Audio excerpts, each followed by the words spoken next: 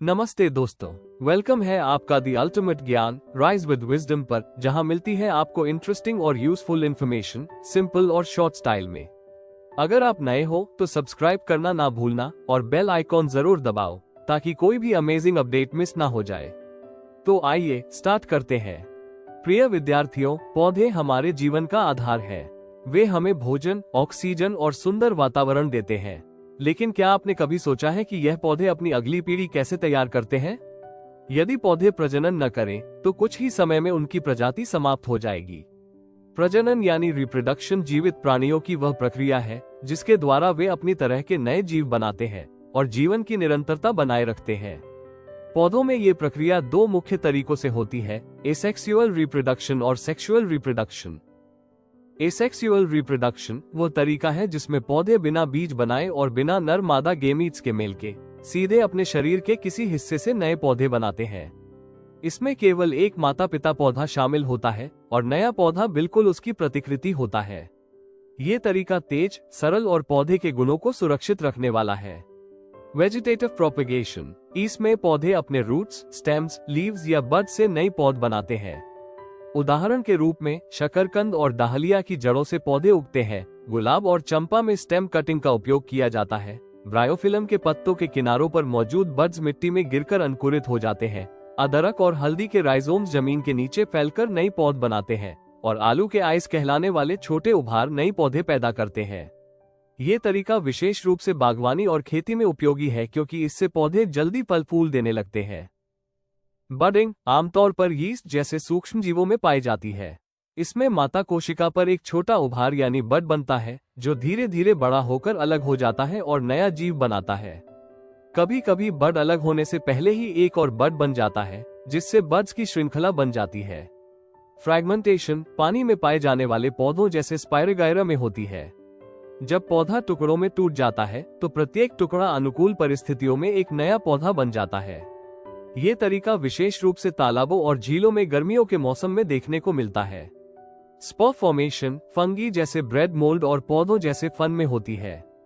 इनमें स्पॉर्स नामक सूक्ष्म, हल्के और मजबूत प्रजनन कण बनते हैं जिनके चारों ओर एक कठोर खोल होता है।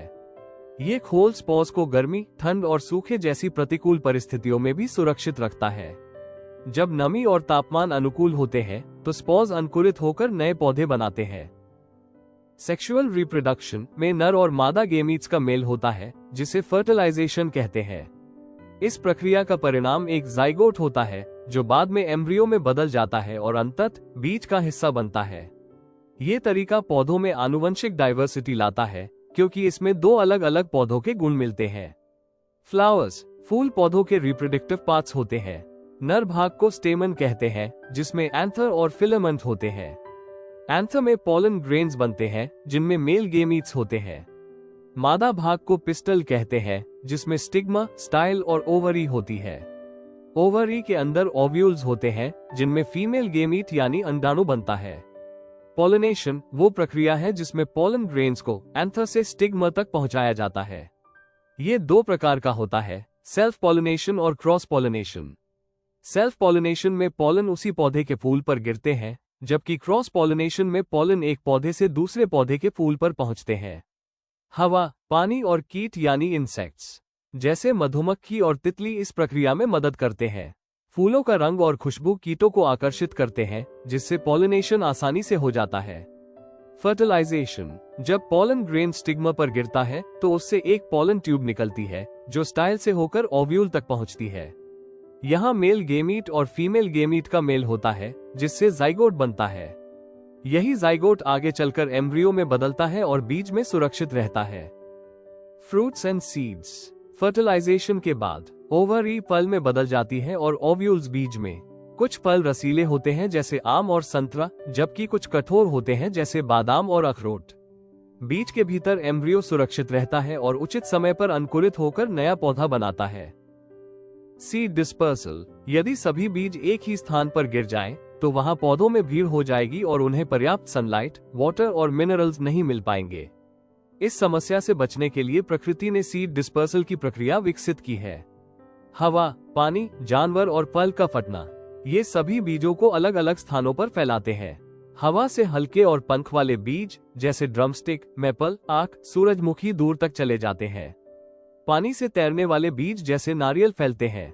जानवर कांटेदार बीज जैसे ज़ैंथियम, उरेना अपने शरीर या कब्डों पर ले जाते हैं।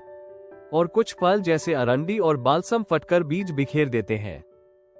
प्रिय विद्यार्थियों, रिप्रोडक्शन केवल एक जैविक प्रक्रिया नहीं है, बल्कि यह जीवन की निरंतरता का प्रतीक है। एक छोटा सा बीज यदि सही समय और सही स्थान पर पहुंच जाए तो वो एक विशाल वृक्ष बन सकता है। यही प्रकृति का संदेश है, आगे बढ़ना, फैलना और आने वाली पीढ़ियों के लिए रास्ता बनाना। Thank you. अगर वीडियो पसंद आया हो तो एक लाइक जरूर कर देना और कमेंट में बताओ आपका क्या थॉट है। चैनल को सब्सक्राइब करो और शेयर करो अपने दोस्तों के साथ। नॉलेज बढ़ाओ फन के साथ। मिलते हैं नेक्स्ट वीडियो में, तब तक के लिए stay curious and keep learning and follow the ultimate Gyan. Rise with wisdom.